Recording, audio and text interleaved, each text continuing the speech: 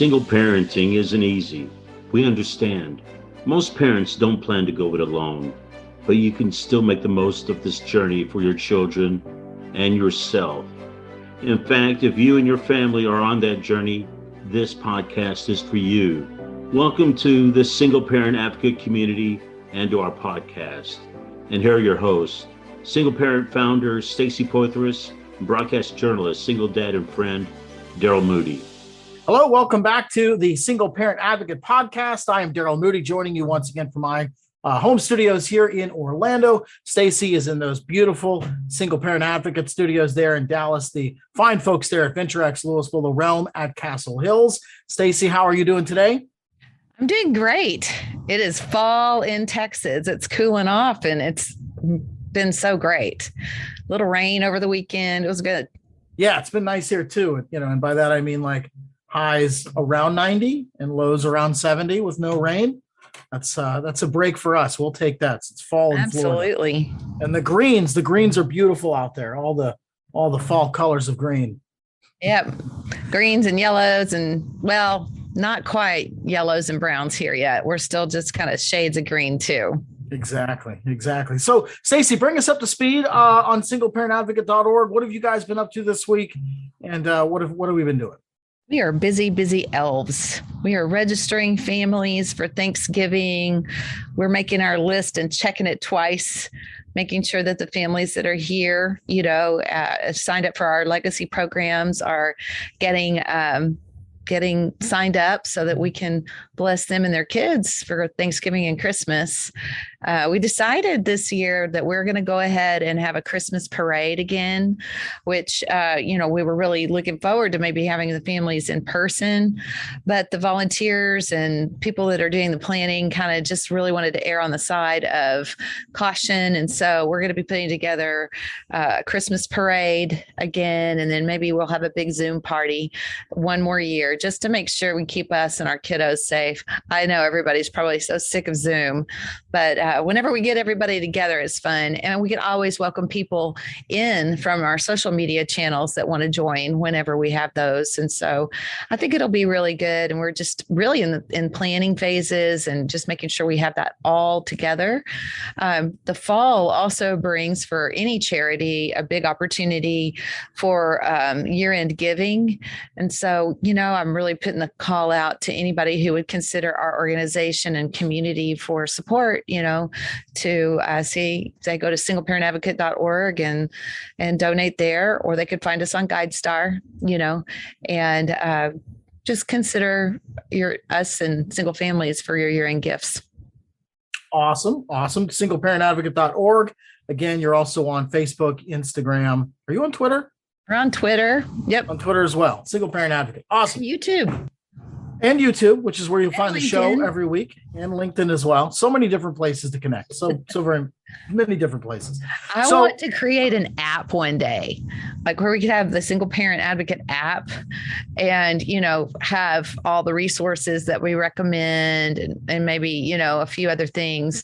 That's going to be like a long-term goal for me, maybe, toward the back half of 2022, as we kind of turn the corner. We're going to be updating the website soon and doing, some, how when you're a business, you every now and then you just have to update the website or update, certain procedures and things that you're doing. So I'm working toward getting that in the budget. So maybe we could have a community app where everybody can just join in there. It'd be fun. Awesome. Stay tuned for that. So with the show this week, so many times I use this for my own personal benefit, just kind of talking about the different trials and tribulations that I go through in my life as a single parent. And I'm going through one right now that you've experienced, and I'm sure many of our viewers and listeners have experienced too. And that is losing a job. After 8.5 years with Cox Media Group on WDBO here in Orlando, they laid me off effective October 1st. And it was actually me and two other people from the radio station. And then two other people who were going to be laid off ended up quitting on their own because we knew this was coming, because none of this stuff, happens by surprise. You can definitely see it coming. And it's just the way the business is. It's radio. Cox Media Group is no longer a family-owned company. It was sold to a hedge fund a few years ago, and hedge funds like to be profitable. And unfortunately, in this environment where we find ourselves in the midst of the pandemic and the revenue shortfalls that media companies all over the country are dealing with, they let me go.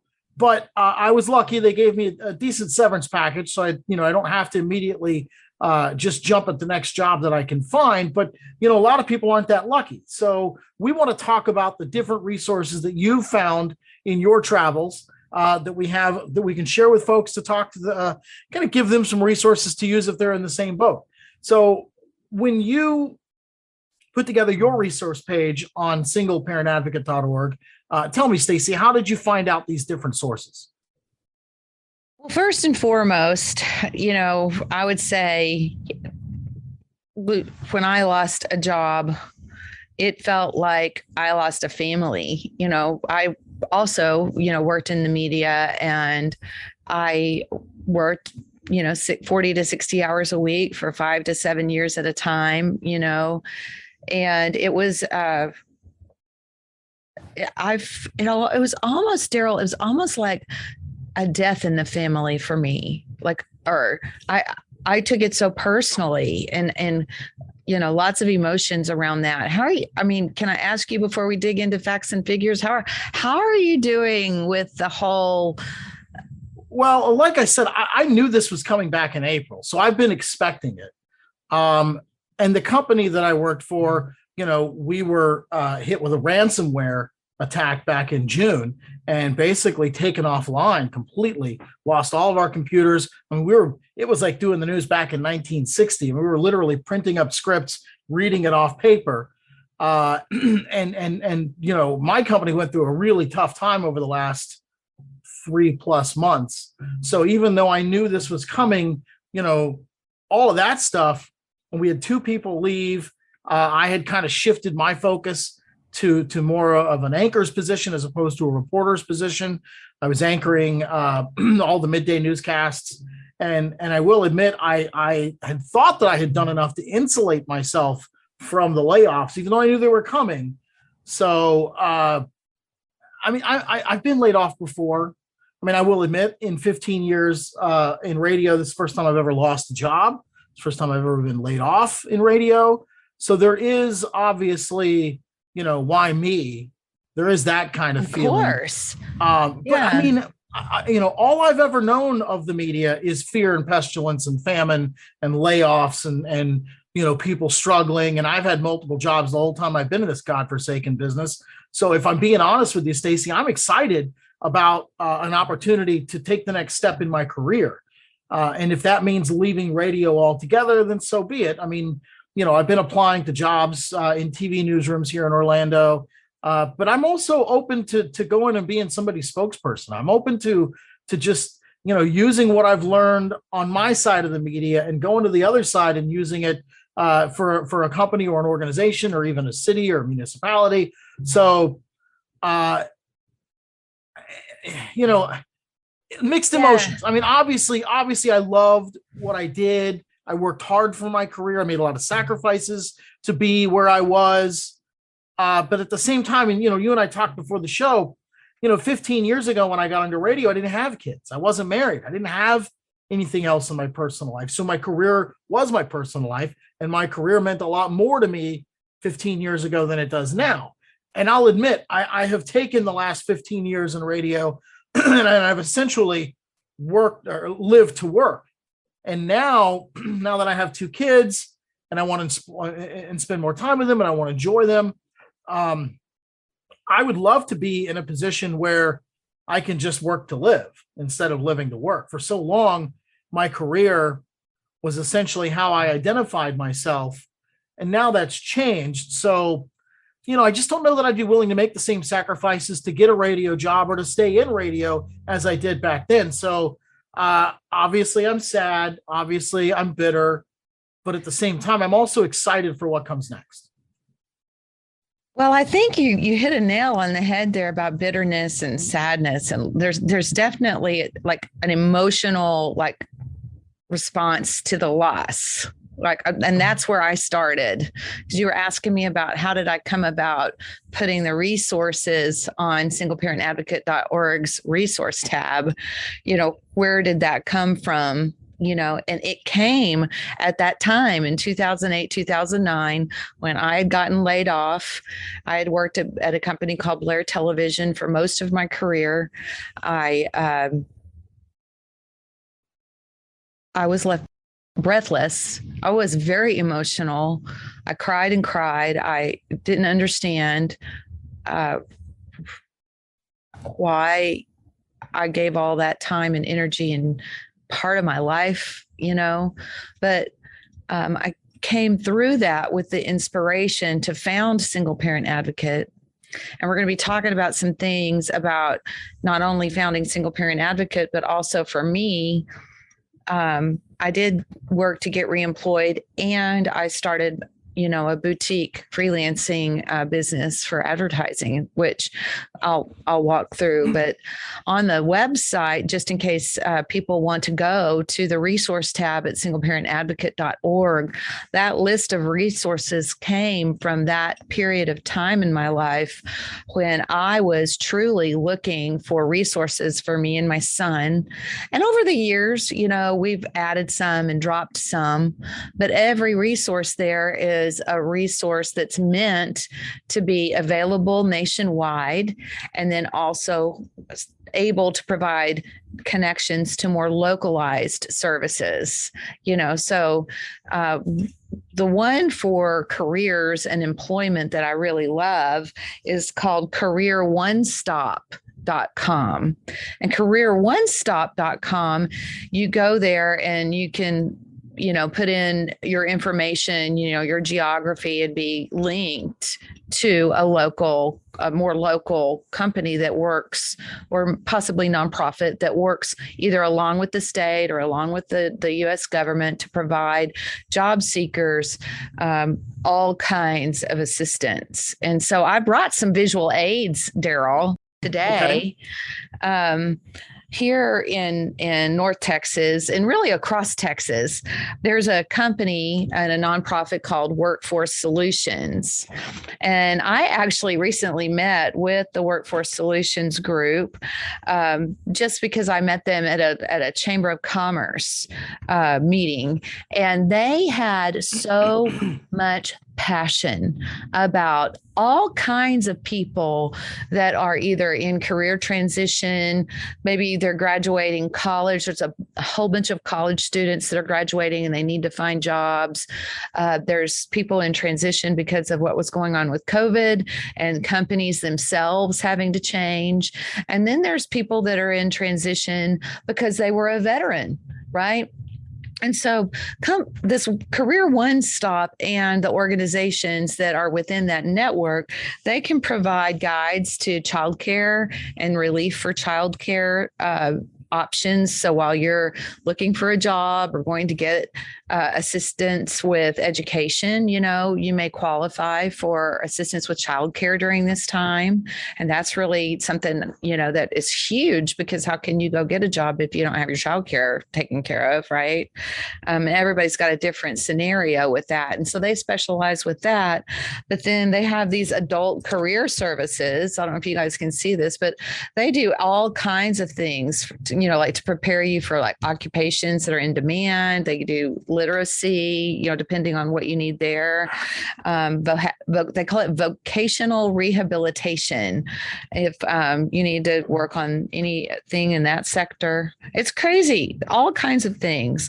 They help work with businesses to connect businesses to workers, so that's really cool. And then they also work, like I mentioned before, with students trying to get their pathway to success defined.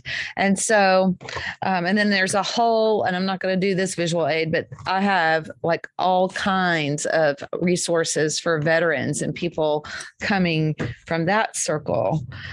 So I think, for me, I'll just kind of reiterate the fact that I got stuck in my emotions. I got stuck in my heart into the feeling of being rejected, into the feeling of not being good enough or not not, being likable. I mean, I just really turned that inside. And so I started diving into fear, diving into sadness. And it took me a while to try to figure out, I need to feel good about myself and get my mental wellness back. And so that was with the help of a lot of friends. And at my church, I was able to go and do this test. It was kind of like a personality, matched your skill set with your assessment. Yeah. Yeah. Matched your skill set with your innate preferences and passion points, and came out with, at the end of the test, a list of careers that would be good for the match of your personality and preferences with your skill set. And you know what it told me? It told me basically that I'm an activator, that my personality was one of being a speaker or helping people, by motivational efforts. And what's so fun is that's what I'm doing. It comes from my heart, truly who I am, with the single parent advocate and the families that we get to be a part of their lives, and then with my freelance work that I started back then, that's always been on the side as I've continued to either work for the media and or work, for my freelance company. So it ended up really being a situation, and we're going to talk about this blog in a minute, about where I kind of broadened my horizons and I kept my roots, but I was able to do a little bit of self-work to kind of figure out, where am I today? Because when I started in the media like you, I was 3 days out of college. 3 days out of college, I started working in TV. And so I didn't know anything else. I didn't even know what to do. And so many people in our business, just like now, we're getting laid off, and there was not a way to go replace your income. And so that's where I got that list of resources. That's why I dug around. I just created the list of links, and over the years we've improved that list. And so hopefully, that'll be useful to you or people like us who have gone through changes in careers and or looking for answers. There's a lot of answers and people that are really passionate about that for single parents and other people too. Well, I mean, I mentioned that this is the first time I've lost a radio job in 15 years, but in my previous career, I was laid off twice. So, I've dealt with the emotional toll of having your job taken from you and what do I do next? And, I got to be honest, both times I was laid off previously, I ended up in a better situation. So, with that mindset, I have no doubt that, wherever I land is going to be a better situation than the one I left. So, obviously I'm sad, but I'm not fearful about the future. And you're not camping out on that. You're not camping out in that pool of sadness or bitterness. Honestly, Stacey, my WDBO paid me about $3,000 a year more than I made in 2006 when I was doing real estate closing. So, the money, I've joked for 15 years that the radio is a labor of love, because you're not going to make what you're worth. So, like I said, I'm excited to go make what I'm worth. I'm excited to go do something else and use the skills that I've learned over the last 15 years to make a better living. So, I'm going to miss being on the radio every day, but at the same time, I'm not going to miss working 2 jobs. You talk about freelancing. I mean, that's how I made my living in radio until I landed at WDBO. I mean, I had 4 jobs at one point. I was flying in the helicopter. I was working overnights at the radio station. I was writing for a wire service. I was filling in, doing anything everywhere, So, the idea of just having one gig and working 40 to 60 hours a week for one company, yeah, that sounds nice to me. Well, I'm glad to hear you say that. It's really, really smart perspective, because I think we need to be able to pivot like the economy changes. I had a manager tell me one time, she said, Stacey, if you can't manage change, like if you can't cope with things changing, you are not going to be able to work here. You need to be able to be cool with things changing. And there's so many different variables about employability, about what employers are looking for and needing, and bringing those two things together. It doesn't, I mean, I know that there are some people who can spend their whole career at one company, or, But those days are over, Stacey. Nobody does that anymore. It's very, very uncommon in my, in our, certainly in media and advertising, that I've seen anybody stay, in one place for their whole career, although working for Cox, which is the parent company, the original parent company of Cox Media Group, it was a family-owned company. So, it was not uncommon to have coworkers that had been with the company for 35, 40 years. I mean, we would send monthly newsletters out, and it was like every month there was somebody with 30 plus years experience working for this company. So, when we were sold to the Apollo Group, the hedge fund, that, having worked for iHeart and Clear Channel and other, corporate radio companies, I knew what was coming. You know what I mean? Like, the days of working for the Disneyland of radio companies was over. Right. So, when I heard when the rumors of the layoffs started, I wasn't surprised at all. And the media is just a volatile industry right now. So, I won't miss that. So we've talked about your mental wellness and about, kind of where you're at in your heart and your head, not a lot of bitterness, not a lot of sadness. Oh, I'm bitter. I'm bitter. Okay. How are you dealing with that? I want to go work for iHeart Media, and I want to sell advertisement up against the clowns that laid me off, and I want to take their money. That's what I want to do, Stacey. Well, okay. So it's more of a revenge kind of thing, But if I can't, I'll go be somebody's spokesperson. Okay. Well, let's just say, for the sake of our friends and families out there, bitterness is probably not a place you want to stay. It can be a heck of a motivator, though. But it can definitely, make sure that you stay in motion, right? That's well, I got two little girls, so I mean, sitting on the floor crying about it just is not an option. Didn't work out. Yeah. What are the girls saying? I mean, are you kind of talking to them a little bit about this? Oh yeah, no, they knew it was coming. I told them back in April when the rumors started, because I was convinced that I was going to lose my job in April. And, after 2 months of feeling like a dead man walking, I said, I'm done with this. And after Memorial Day, I went to work with a whole new attitude. And then 2 days later, we got shut down because of a cyber attack. And the whole game changed. And for me, it was fun because, like I said, it was a stripped down, bare bones version of what I do every day, which is radio news. So for me, writing scripts on paper and printing them and reading off of paper, like, that wasn't that hard. So I had fun. What disappoints me is that I thought in that time I had demonstrated my value to the bosses to the extent that they would say, hey, we need to keep that guy, but they didn't, and whatever. It's right. The company that I went to work for almost 10 years ago doesn't exist anymore. The radio station that I went to go work for 10 years ago is not the same radio station. So exactly. And the whole time I've been in radio, Stacey, everybody talks about the good old days of radio. I don't know what those are. Like when tickets were just being handed out to everybody and that kind of thing. Like, I don't remember the good old days of radio. So for me, like, all I've known is fear and pestilence and famine. So, stepping away from that doesn't sound so bad. Right. Well, I'm proud of you for that.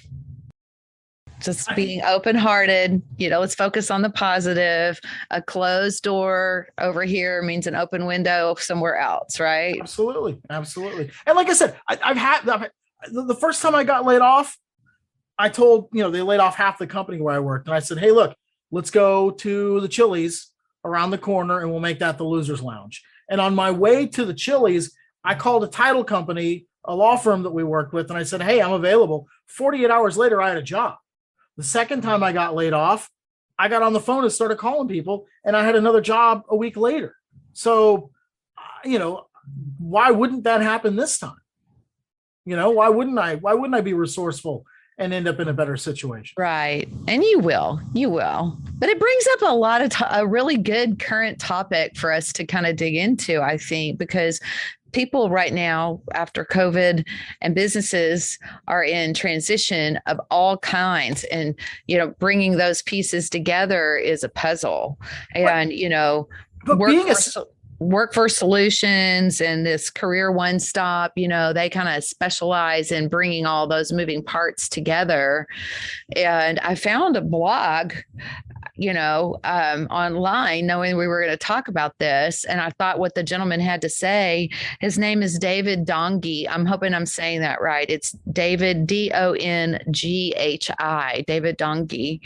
And he kind of digs into all of this through the lens of being a single mom, but I still think it applies to single dad as well, especially if you're, 50% custodial, or, seeing your children on a regular basis. There's a lot of commonalities. But that's another thing, Stacey. I've always worked odd hours. I mean, until recently, I was working 5 a.m. to 1 p.m. So, the thought of working 9 to 5 sounds kind of nice.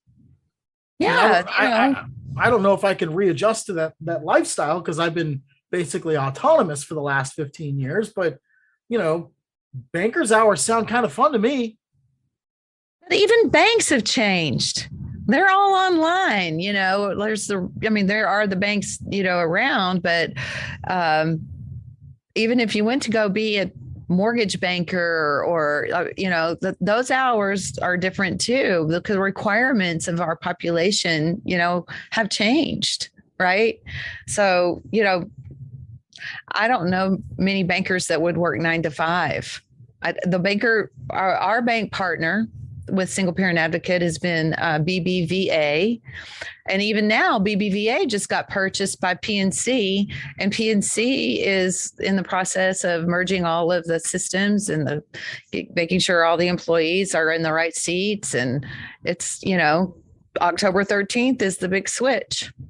And, so when I go to my bank or our bank for Single Parent Advocate to do whatever kind of business I need to get done, it's even changing, So I think getting comfortable with change, I guess, is the kind of headline I want to repeat, is I had to learn to be comfortable with change when I went through this whole thing. It's okay, this isn't me being rejected entirely, however they calculate who they're going to keep and who they're not. I'm sure they look at, common employees and all kinds of finances and things like that. But at the end of the day, it's a door closed, window open, and I need to be comfortable with change. Well, and for me, in my situation, Orlando, Florida is not a huge city. I mean, there are only 3 news talk radio stations in town. So, the number of opportunities for me to do what I was doing last week are there just aren't that many of them. Well, let's dig into this blog post I saw. Do you want to? Yeah. So I'm not a single mom, so I can't relate to it. I know. That's why I said that whole qualifier statement. Remember that one about, have you noticed I take that personally now? I didn't used to. I do now. Stop taking it personally. I'm going to buy you a wig so you can put on your single mom wig. Well, I need you to. When you're a single parent, you do both. You're a single dad. That's right. You do. That's just how it is. You're a mom, dad. But anyway, David Dongi. Okay, David Dongi. So he has this article, and he wrote a perspective. I don't usually look at the world population of children being raised by single parents, but he has that figure in the article, and it talks about 23 billion, or I'm sorry, 2.3 billion children being raised in single parent homes across the world economy. He calculated that to be about 14% of the world's population of children being raised in single parent homes. So this dynamic of trying to find a work-life balance for a single head of household with children is, something that affects the world economy, and so the second thing, being open to change, the second thing I thought would be really good to talk about is to realize, even in this transition, even though you feel alone a lot of times, you're really not. You're not alone. This is something that lots of people navigate day in and day out. And contacting a Workforce Solutions or a Career One Stop is a great place to start. And that's what he talked about, was identifying your resources as a step one. Identify your resources and apply for whatever assistance you can qualify for. And so, like you had talked about how you had gotten an exit plan that left you some ramp time to go ahead and look for a job, cover you for now, kind of a thing. But it doesn't mean you need to sit on your laurels and let that run out. No. You need to go ahead and start finding out your resources and, try to figure out, what good could look like, because you don't know if you don't ask, right? And you don't get help if you don't ask, right? And so resources like this are really important. And I hope that I can, get your feedback on that Career One Stop thing sometime, Darrell. But the next thing he talked about was cultivating a network of support. And I remember how important it was for me to talk to, like when this happened, my son was 10 and he was in Boy Scouts. And I talked to a lot of the parents in the Boy Scout troop, or I talked with people at the church and, did that test. And I didn't hole up as much as I wanted to hole up and hide because I was embarrassed and I felt rejected. I went ahead and I was transparent, even if I was messy. I got out and I went to networking meetings. I remember I went to a speech by an area gentleman who I love. He was a reporter at KDFW, which was the Fox affiliate here, Fox 4. And his name is Jeff Crilly. And Jeff Crilly would do these workshops. He had written a book on how to do your own PR. And so he was speaking, and I got to go to hear Jeff Crilly speak about, getting press for yourself or your company.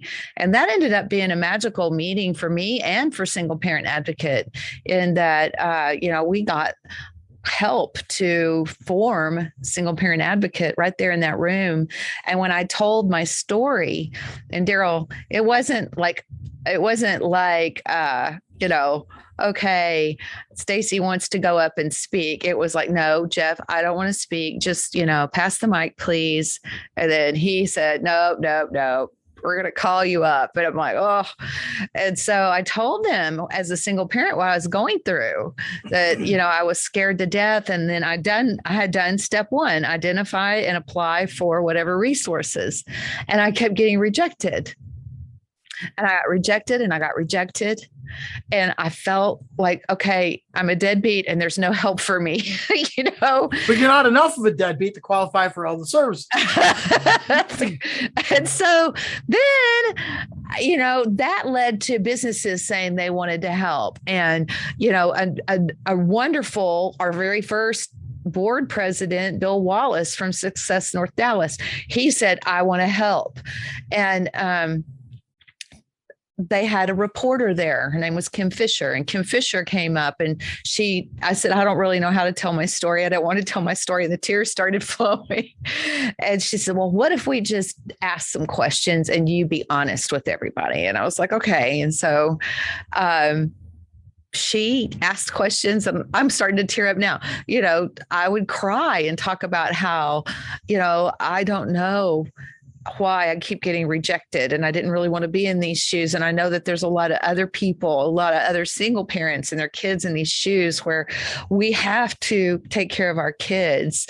And how's this going to come together? And where am I seeing the gaps? And at the end of the talk, the whole room stood up, and it just meant the world to me. And, I want everybody to know that when you raise your hand authentically and vulnerably in my life, it has shown to be very, very, not my first nature, not something I feel like, all great about myself, but at the same time, that humility and that honesty has resonated really well. And usually there's someone around you who will say, I want to help. And so that's part of building a network, whether you go to your chamber of commerce or you go to, a workforce solutions or your church or to a networking place where you can just show up and say, I don't have a business card. Or maybe you make a temporary business card on Vistaprint and you say, I am in transition and my job is finding a job. And I'd love to learn about, you and what you do. And maybe we could have a one-on-one and talk about, what's out there in my area. It's just taking that one step out the door and being authentic and going, you know what? I'm going to work on this. I'm going to work on me. I'm going to work on contributing to my community and to my household. So that building of the network that he said is verbatim what I went through for sure, Darrell. Well, the next point he says, and you've already said it, make looking for a job your new job. Your new job is to look for a job until you find a job. That's right. He says make your job search a priority. I mean, I've been unemployed now for 3 days, and I've already applied to at least 8 jobs that I can think of off the top of my head. So, but I mean, I would like to parlay this into some extra income, really. I mean, if I could find a job within a month and then continue to collect the severance, that's extra money. It's hard to complain about that, right? Well, we all need a break periodically. And, that's what the severance is for. Right. It's to build a bridge from one point, for you from one point to another. And, that's. Yeah. I'm just not comfortable with, because one of my coworkers is going to take the entire month off. They're going to take a month off and go visit family. And yeah, I just, to me, I can't do nothing for a month. I just can't. Those poor girls will go crazy with you going crazy, though. You got to kind of keep it under control. Yeah, exactly. And I don't want to do that to them. You know what I mean? I'm high maintenance as it is. I can only imagine if after a few weeks I'm bouncing off the walls, because I've got cabin fever. So I don't want to do that to them. But I think what he meant by that is, keep your routine, if Monday through Friday, 9 to 5, go ahead and put on, maybe, like an attire that you would feel comfortable, you feel presentable, you feel like you're going to work.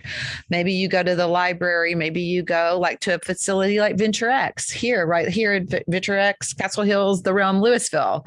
You can come here in the community area and pull out your laptop, and there's tables and places to work with your Wi-Fi and all of that. And it kind of creates that same kind of a routine, a place to go, I'll tell you what though, Stacey, if one more person says, oh, you can work from home. I mean, I've done freelance reporting for the last 10 years. So I've worked from home for 10 years. Like, I would much rather go to an office. So people, they get all excited and go, oh, but you could work from home. I'm like, I don't want to work from home. I want to go sit at a desk in an office. Well, there's all this whole, I'm sorry, my eyes are watering from, getting all emotional a minute ago. What happened was, to me, though, there's this whole trend for laptop lifestyle. Laptop lifestyle for people is not just from home.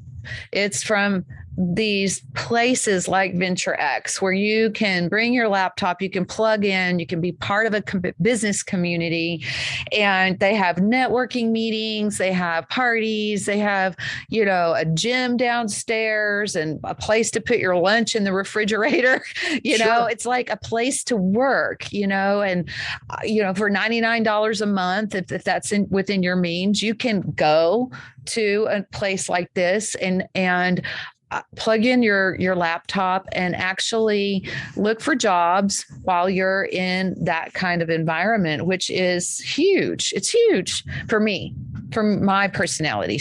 Because I have my office at home as well, and I work from there and kind of go back and forth. And then whenever I need to be at a studio doing videos or whatever, then I'm on location or I'm in the studio. Mm-hmm. And so I think where he was headed with this is whatever your work normal is or was, try to maintain that schedule, and make those hours your job hunting hour, because your job now is to find a job and keep the kids' routines as much as you possibly can consistent, because it's going to be scary for them to watch you and your family go through a transition like that. And the more normal you can keep it, the better, the more routine, and certainly one of the things that you need to do is to maybe, if you had, half a day on Friday or half a day on Monday where you could come in late or leave early, periodically, or you want to duck out and go to a networking meeting to see, if you can meet some new people, those things are still equal to working, right? And so, whatever that looks like, do it. Do it and be serious about it and be regular and consistent. If you worked out, whatever your workout schedule was, maybe you can't keep your gym membership, but maybe you could go to a rec center, or you could ride your bike, or you could take a walk, or, you could do YouTube exercises on YouTube, whatever that routine is, try to keep it if at all possible, even though you might have to adapt it a little bit. Mm-hmm. One of the other things it says here is to take care of yourself. Self-care, like you said, go to the gym. If that's where you decompress every day, make sure and do that. I think we all react to stress differently, and taking care of yourself. Maybe, okay, so I don't have to get up to go to work in the morning. So I'm going to stay up, a little or a lot later than maybe I would have, binge watching something, or I'm going to not worry so much about what I'm eating. I'm going to take this time to treat myself with some stuff that might not be so healthy, and it takes some time to recover from all of the things that, look at what COVID did to us.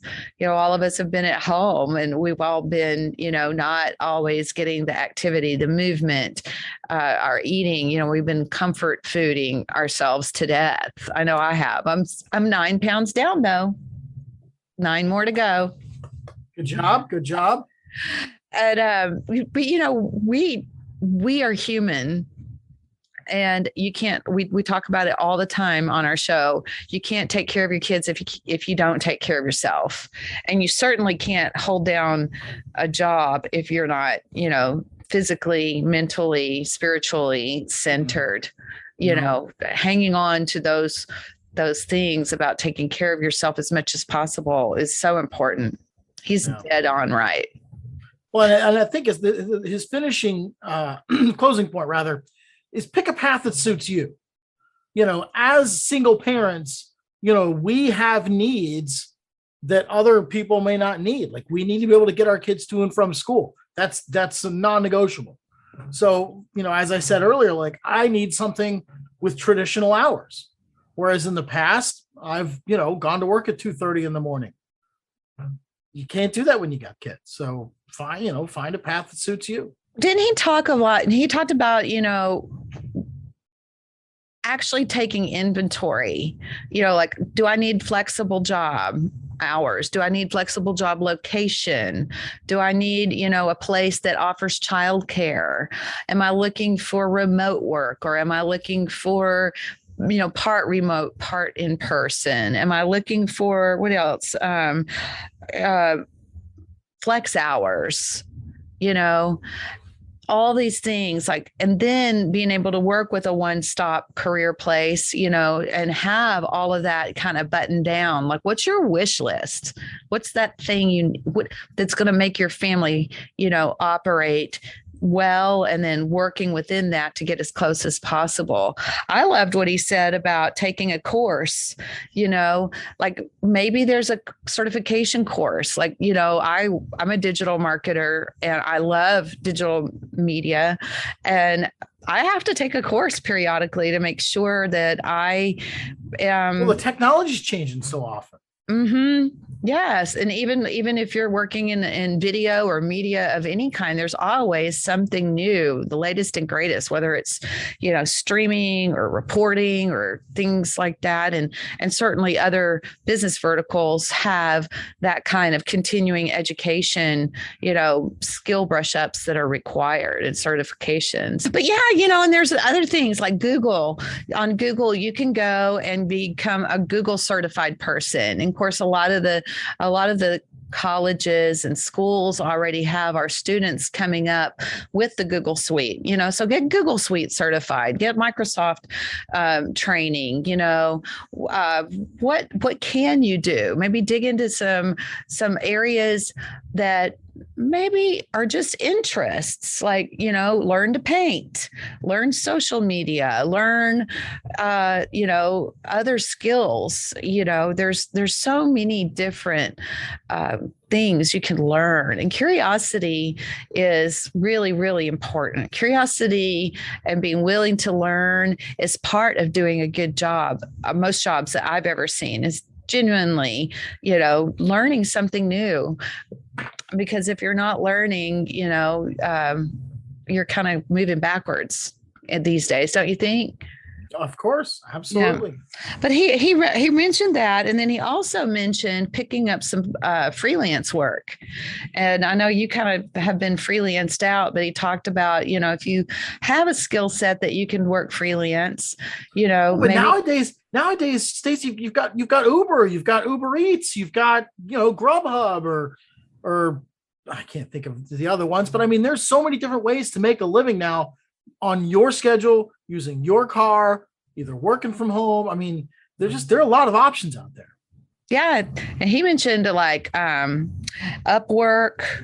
You could create, there's an Elance website that has one freelancer. He said Craigslist still populates a lot of freelance people that are providing services. I mean, this is a 3-year-old article. I mean, there's new technologies out, Oh yeah, but but it's all kind of still there, right? And then what's going to happen is, I think there was Fiverr.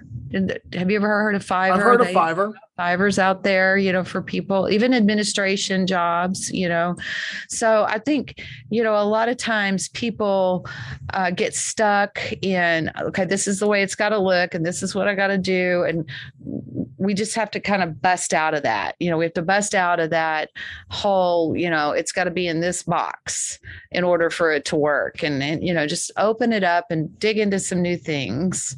And then the thing that happened to me is I became self-employed, and he kind of started talking about that. And I love going to the Chamber of Commerce and coming up here to Work Innovators and the studios here at Venture X, and networking with other people who have been owning their businesses for a long time and starting a business.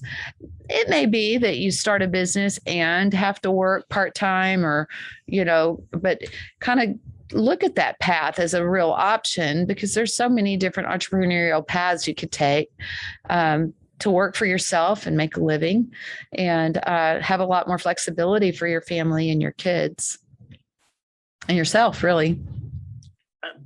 It's a great big world out there. I can't wait to see where I end up. If you were to go in business for yourself, Darrell, what would you do? Man, I came up with an idea, and this was kind of born out of my freelance work.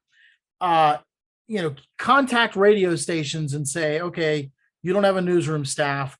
Let me connect you with the city, the county, the fire department, the police station, the police department, the school districts, your local members of Congress, your elected officials, and create some sort of a one-stop shop where we provide you with the streamline, that stuff coming in. I don't know. My father was an electrical contractor. I was raised by self-employed parents. And I'll be honest, I saw my dad struggle, and my dad died with nothing. So for me, like, self-employed was not really, it wasn't something that I even considered. I wanted to go to college and take a more traditional career path. But the older I get, the more my old man's advice makes sense. Don't work for someone else. Work for yourself. Or So some combination thereof, right? Well, I could start a production company. I mean, I haven't asked if I can have my podcast back. Not in the Mood with Darrell Moody, still available on Spotify, Odyssey, Google, all those places. I may relaunch Not in the Mood. Who knows? I don't know. But I mean, I have such a bad taste in my mouth, Stacey, about the media. Like, I really would be at peace with never being on the radio again. Well, you're not alone. There's been a lot of good and bad. There is good reporting in the world. It really is. But there's been a lot of bad reporting, and there's a lot of reticence about, what's real and what's not, and how do we, communicate information that's truthful, that serves the public and keeps everybody informed and feeling good, right? It's been a very confusing season, and I can see why you would kind of want to get away from that, honestly. It's been 15 years since I've had a 9-to-5 desk job, and I would go back. I don't know how well I will adapt to being in that environment again, but I'm certainly receptive to it. Well, I have, one last thing, of course, everybody's looking for financial stability, right? We want to be financially stable. We want to be financially whole. And I would just say, from my business training that I went through, learning to kind of be more of an entrepreneur, which is a path that I took so I could be here with you, here with all the single parents. My coach, her name is Marla Diane. She's amazing. And she taught me to welcome income from multiple channels. Always, have a good money relationship. Make sure that money relationship is prioritized and that it's really, really, really a good. But I did the freelancer's lifestyle. I did that for, the first 5 years I was in radio. So I don't know being welcome to multiple channels. It doesn't necessarily mean just a job or just a project or multiple projects. It can be investment income. It can be all different kinds of channels. And when I broaden my mind to think about, okay, I'm going to look at income no matter how it comes to me, right? And that's going to be a measure of how I'm making my ends meet. It has opened me up to so much. And I would just leave you with that is, whatever income that you're able to create, however, it's still good income. You can still buy groceries with that. And also, build a future for you and your kids that's satisfying and have a good bank of happy memories and being secure, Well, like I said, I feel like I've spent the last 15 years living to work. I'd like to refocus my priorities on spending time with my kids. So, as long as I can find something where I can live comfortably and I can meet my kids' needs, I want to focus on them because they're only getting older, and I'm going to blink and they're going to be gone. Well, they won't be completely gone. Well, they could be in Hawaii. Change. It changes. Yeah, no, it does. It changes. And that's a whole nother transition and talk. Right. But, well, I'm proud of you for getting in and digging after this and sharing what you're going through with all of us. Well, being a single parent is stressful enough without a steady source of income. You know what I mean? So, anything we can do to relate to the listeners and viewers and connect them with resources like, careeronestop.org or the resource page at singleparentadvocate.org. Anything we can do to help you, the viewer and listener, with whatever it is that you're going through, that's what we're here for. And this just happened to happen in my life. So, you and I talked offline about it and had a long discussion about whether or not we wanted to even broach this subject on the show. And I'm glad we did. Well, I've never had all the answers. I always try to say, this is what I experienced, and hopefully it has value to someone else and makes their road a little bit easier. And so I hope this helps you. I hope it helps somebody else. And I'm working on it as hard as I can to really actually survive the same thing in a roundabout way. It's been a little bit longer for me since I made this change. I think I've been really, dedicated to working for myself and being there as full-time as possible for Single Parent Advocate. I'm working on my third year. Even though the agency's 12 years old, I didn't actually have that option to be here for all of us until I left my last media job. So I'm glad I'm here, and I'm glad you're here, and hopefully this will help somebody, right? That's what we're here for, to help folks. All right, Darrell. Well, I can't wait to hear what your adventures are next week. Yes, we'll have something, I'm sure. Well, I'll tell everybody, go to singleparentadvocate.org, check out the resources page. It comes to you from the bottom of my heart and from our volunteer hearts, that have tried to put resources there. These working resources that are available are robust, and they're there for students, parents, people that are in some kind of transition, and they're there for our kids, even all the way down to trying to figure out childcare solutions so that we can provide for our kids and ourselves. And I wish you the best of luck, Darrell, and we'll see you guys next week. All right. Bye, folks.